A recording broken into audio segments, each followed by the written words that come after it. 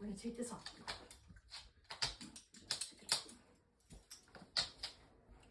Hi guys. So here we are. Halloween is coming up. It is the one day a year when you get to practice your dog's door skills over and over and over and over and over and over and over again. So you might as well start practicing them so that your dog gets really good at answering the door. The first thing I'm going to do is put a leash on my dog. I'm just using my flat collar. That's the collar your ID goes on. It's just a buckle collar. I'm going to put a leash on my dog about 20 minutes before I expect the first trick-or-treater or the first guest, so that my dog has enough time to realize we're not going for a walk and calm back down. Now, Scout's gotten a little calm here, so that's good. Now, I'm going to use my pressure cue, my verbal cue, and my physical cue, my visual cue, to ask him to sit with nobody at the door. Sit. Good job. Now, what I'm going to do is open the door. If he gets up, he might not, you don't know this, but I just took this video and my husband walked in, so we're starting all over again. So Scout's had some practice here.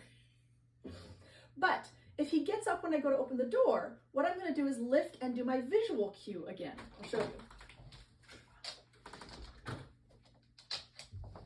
Good. I need some more treats.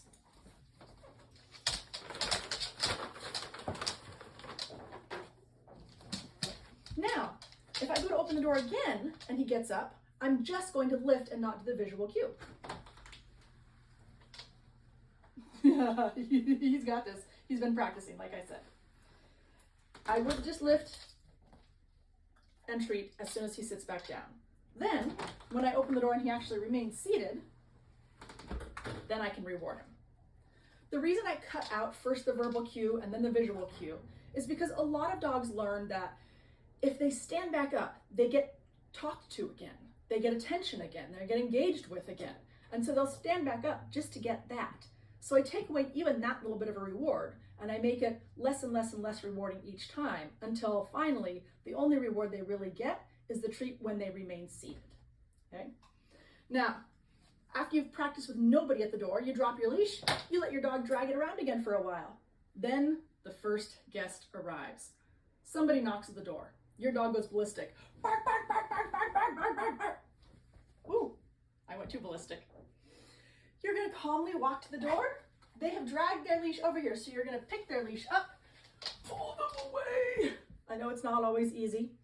And now you're going to use all three of your cues. Sit. Good job. Now here's the most important part. At this point, your dog has already jumped up again, and you're going to have to do it all over again. So here's what you do. Give me a minute. I'm training my dog. Everyone in the world wants you to train your dog, especially at the door with guests. So people will give you a minute. And then you say sit. And then you do this, and your dog gets up. You make them sit again. And you do it again. And your dog gets up, and you make them sit again. Right now, you'll notice I'm gesturing. I would be saying sit and lifting and gesturing because the excitement of getting up way supersedes the excitement of just having somebody pay attention to me. But once I finally get to a point where I'm ready to open the door and give treats to kiddos, yay, there's invisible children at my door. I'm just gonna lift. And what are you? Oh, you're an encyclopedia seller. Good job. And what are you? Oh, you're a door-to-door salesman. Good job. All right. Then I can close my door. Thanks, kids. Bye. And I have a dog who suddenly is sitting at the door. You can get fancy and try and get your dog to like sit way back or go to lie down or anything like that. All of that is awesome stuff. And if you can get your dog to do it, more power to you. But if your dog is still at the point of just slamming their bodies against the door while somebody comes in, just start with this. It will take you long enough. After about the fourth person coming to the door, your dog will actually start sitting and remaining seated. And it's really kind of cool. So use this week to practice so that your dog gets pretty good, even with nobody at the door. And then on Halloween night, use it. Use it to train your dog and get your dog so the next time you have a party, people go, wow, your dog is so well behaved with guests. And you can be like, yeah, I know, I'm awesome that way. All right? Good boy, Scouty. Here's another treat. Sit. Good job.